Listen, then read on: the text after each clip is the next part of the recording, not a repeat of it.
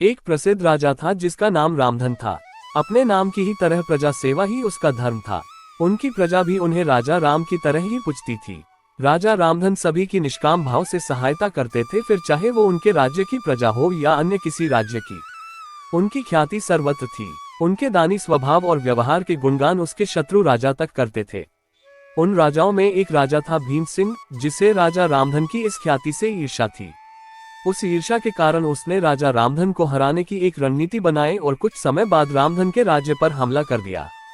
भीम सिंह ने छल से युद्ध जीत लिया और रामधन को जंगल में जाना पड़ा।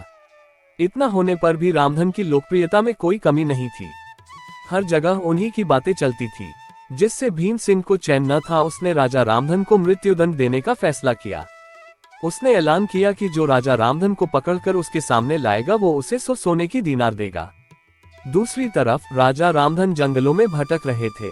तब उन्हें एक राहगीर मिला और उसने कहा, भाई तुम इसी जगह के लगते हो, क्या मुझे राजा रामधन के राज्य की तरफ का रास्ता बता सकते हो?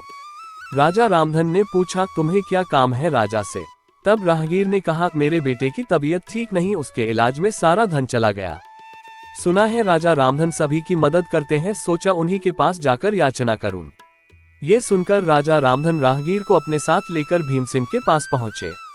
उन्हें देख दरबार में सभी अचंभित थे। राजा रामधन ने कहा, हे राजन, आपने मुझे खोजने वाले को 100 दीनार देने का वादा किया था। मेरे इस मित्र ने मुझे आपके सामने पेश किया है, अतः इसे वो 100 दीनार दे दे। ये सुनकर राजा भीमसिंह को एहसास हुआ कि राजा रामधन सच में कितने महान और दानी हैं, और उसने अपनी गलती का स्वीकार किया। साथ राजा रामधन को उनका राज्य लौटा दिया और सदा उनके दिखाए रास्ते पर चलने का फैसला किया। दोस्तों, इसी को कहते हैं कर भला तो हो भला।